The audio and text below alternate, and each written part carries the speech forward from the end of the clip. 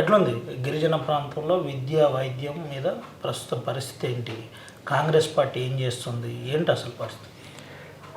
ఇప్పుడు గిరిజనులను నిర్లక్ష్యం చేస్తున్న గత ప్రభుత్వం మా ప్రభుత్వం రాగానే మీరు చూస్తున్నారు.